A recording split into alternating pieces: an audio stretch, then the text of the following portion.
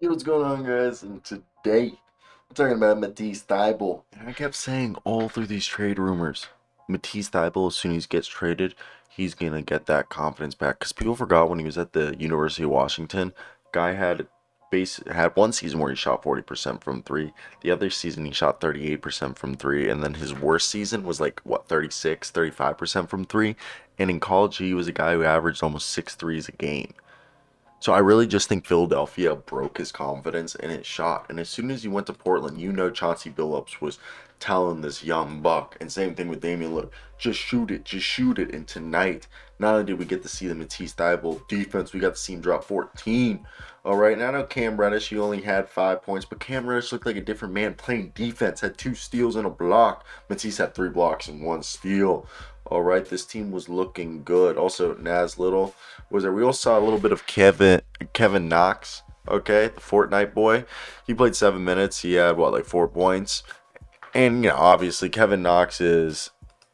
I think he could be a decent reclamation project, like become a rotational guy if they really can get that 3 point shot down. But let's talk about Matisse Thybulle. Damian Lillard obviously played amazing. But first off, we don't really know what the Blazers want with the 23-year-old Kevin Knox, but he's shown some flashes in Detroit. He was a 61.2% true shooting and had some moments of defensive awareness.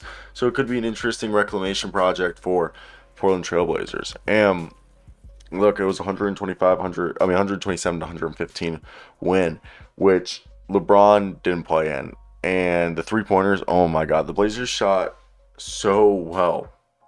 I think it was 17 threes in the first half and just missing their full game record of 24. This was a team that you're not going to come back from this 3 point way. And it was just Damian Lillard going at it again and again. You couldn't stop Dame tonight. But Matisse Thybulle, he got the start as Jerami Grant in concussion protocol. And Thybulle, those 14 points, 5 of 9 shooting, 4 of 6 from 3. And obviously, you saw that tight defense getting back in transition. And the Lakers were not able, to play around the perimeter because Thybulle was so good at covering ground. He was a great addition to this team. And for me, I think you look at this squad, and it's going to get better. And with Cam Reddish tonight, the stat won't show it, and I'm not going to say Cam Reddish was perfect out there, but Cam Reddish, it was encouraging signs we saw tonight, especially the fact that he ended up with a +1 to end the night in the box score. But I think we're seeing a guy in Cam Reddish that's growing. And it's also funny that former Knicks Kevin Knox and Cam Reddish right there.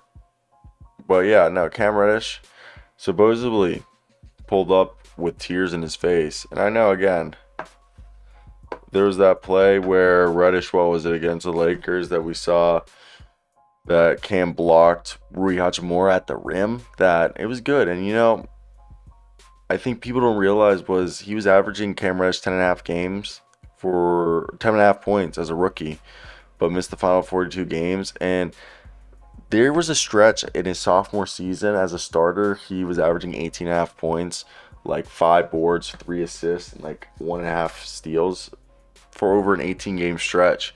So there's been flashes there for Cam. So I really do believe that Matisse and Cam were two phenomenal pickups for this team. And